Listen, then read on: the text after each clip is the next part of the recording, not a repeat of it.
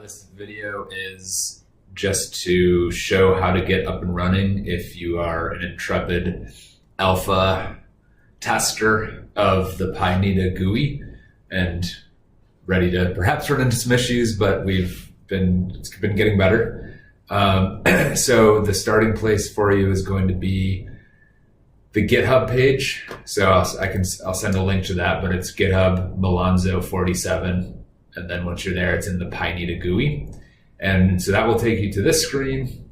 And by default, you're going to be at the master branch of this code. But for right now, we're going to actually move over to the Python precompiled. So do that. So these are all the README instructions here. Most of this you will not need to do. So that's why I'm doing this video. So you don't need to do this stuff, but you do need to do step 2B. Everyone is creating their own kind of special environment that is clean and not like going to be interacting with the Python base package, which could cause problems. We don't think it does on the SESYNC server, but we're just doing this anyway to keep consistent. So we're going to do Anaconda Navigator. So that is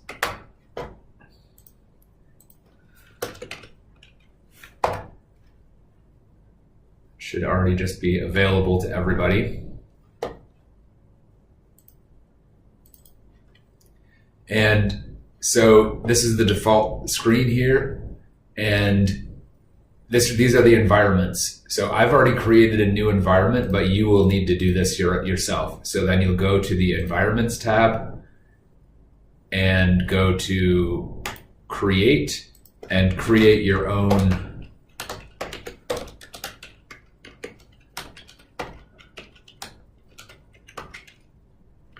something like that. Your own pyNITA GUI, Python 3.6, hit Create. I can't create it because I already have one. Now I could. So you'll create that. And the other thing you might as well do while you're here is go back to the Home tab, make sure you're in your new environment, and then hit the Install button for Spider in this environment. So I've already done it, so mine is a launch, but yours will be an install button. So do that. That'll take a couple minutes. We've sometimes found that even after a while, if it still looks like it's doing something, you can probably just close out of Python or Anaconda Navigator and relaunch, and it will have already installed. Okay, so we got those two things. Let me go back to the instructions. So we did this, did that. So let's do step C here. So we're going to open up a terminal and then navigate to my folder where I have pyNITA GUI. So I'll show you that. So in environments, open terminal.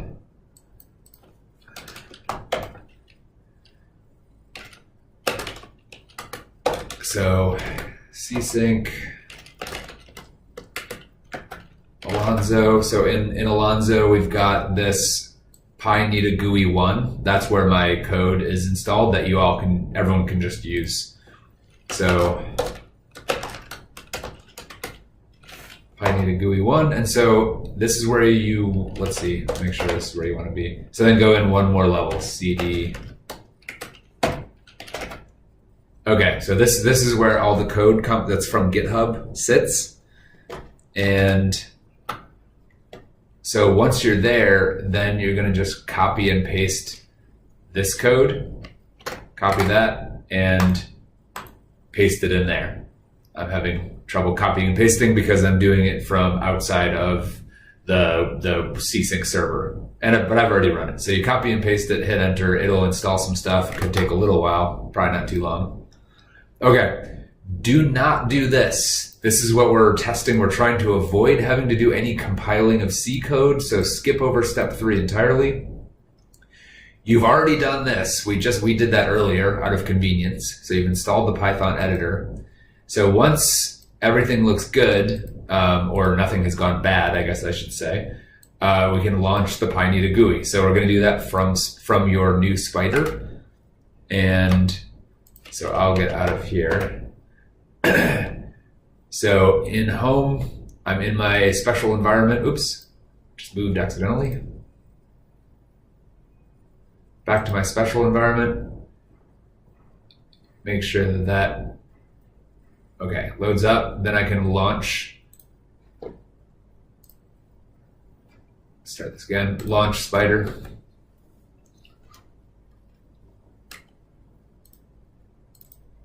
Spider opens up, and now I want to open up the main code that needs to be run. And so that's, again, back in that N drive. So we got our SESYNC drive, we got Alonzo, pyNITA GUI, precompiled, and this is it. This pyNITA GUI main is the main GUI code. You can just drag that in here. And then the last thing, go to the run menu. Do not just hit run. Configuration per file. Make sure this is checked, external or execute in an external system terminal. And then you can hit run. Pops up. Okay, so I'll just walk you through running it. This is the workflow is pretty strict, which is I think a good thing, at least early on. And so you go to step 1, you set your working directory. And so there is a demo data set in here that's in the pyNITA GUI precompiled. So I'm gonna set it to demo data set. Submit, good job.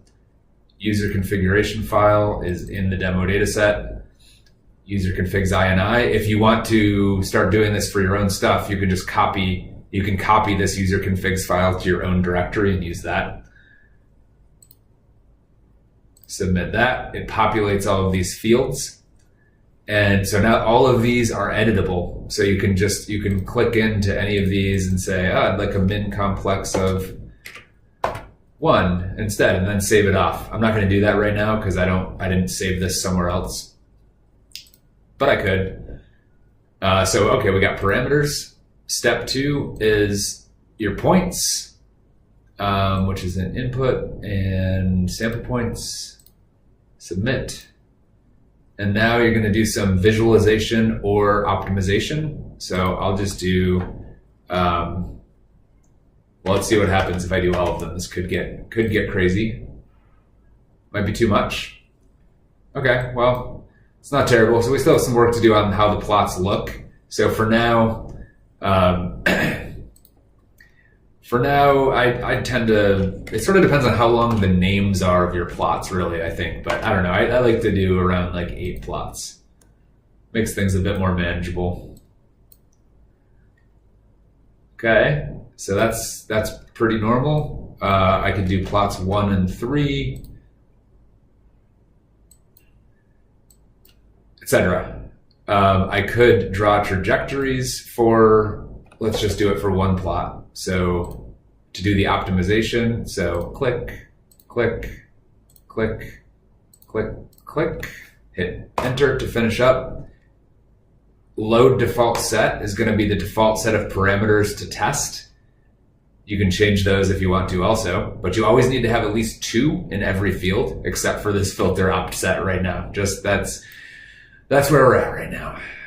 If you change stuff, you'd save those settings. If you didn't, you can just put in how many cores you want to run and submit that. And for now, there's a, what's it called, progress bar over here. That unfortunately might go away because it seems like it's actually slowing down processing by a lot. So I believe that has finished. And okay, so this doesn't always pop up in your face. Here's what it pops up with: optimized parameters. And if you want to, you can save these back to your configuration file, and this will overwrite. So be careful. You might want to save like a gold standard configuration file off to the side. So I don't need to do that right now. Well, I guess I'll do it, whatever. So I did that. So step 3 is image stack and dates. Submit that, good job. Parallelization, throw 11 cores at it and watch it do its thing for a moment here. Now, just like any good cooking show, the pie is done. Image metrics created. Okay, and we can go to step 4, and here's where you can either plot and or save any of the standard metrics. I would recommend for now not doing all. It just, I've had it kind of go bog down the system. We'll work on that. Maybe it's not actually an issue. I'm not sure. For now, I'll just do disturbance date and value change all. Let's see what those look like. So it's got it, disturbances and value change. And then hopefully this is fixed. I can click on a pixel, magic. And it actually pulls up the trajectory behind each pixel. So this is super useful for quick diagnostics. It's one of my favorite things about this GUI. Click, so not a disturbance, big disturbance, you get the idea. I play with this stuff all day. And that's why nothing gets done. So you can close out of those. If you don't close them and then you regenerate them, things start to get weird. This time, let's just do one custom value change. So we'll say 2000 to 2011. Submit that. There you go. So that was before most of the disturbances happened, etc. You can save them off as geotiffs. They'll end up in an output directory that will be automatically created within within this working directory that you set, and that should be about it. If you deviate from this workflow too much, you'll probably crash it, and that's okay. Feel free to let me know, but that's just kind of the way it is for the moment. Okay, let me know if you have what questions you have.